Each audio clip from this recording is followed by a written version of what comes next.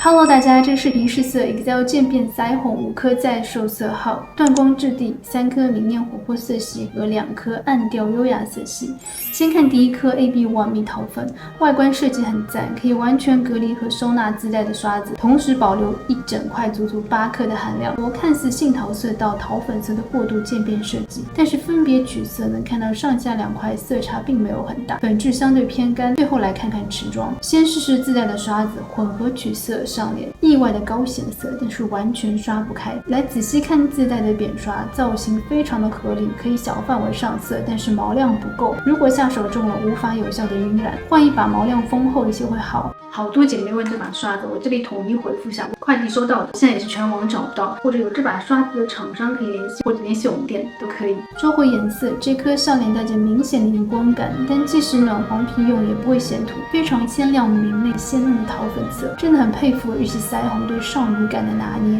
下一颗看 AB05 肉桂泥，压盘的话是红调豆沙色，这颗上下2个色阶拉得比较开，所以我尝试用自带的刷子画出层次感看看。先混合取色上脸，下手要轻一些，只要可以避免色块堆积，这把刷子还是能用的。然后取深色块，更小范围铺色，可以达到一定的层次感。这颗上脸整体还是偏粉的肉桂，不会像压盘看那么红棕调，而且凑近看光泽感非常低调，完全不显毛孔。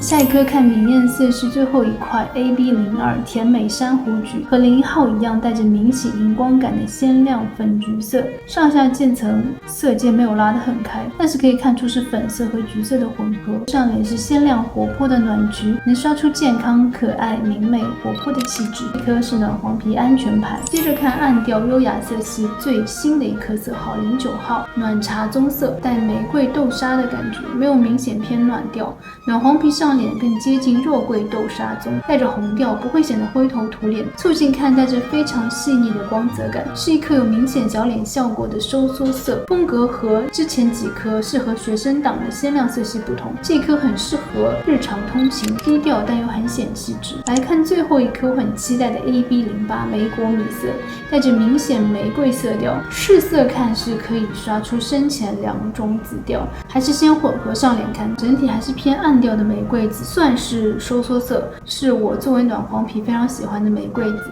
而且主观觉得无论肤色深浅冷暖，这一盘都是能驾驭好看的颜色。用自带的刷子是取不到浅色的，索性用手指取色看看能否作为高光，似乎并没有什么效果。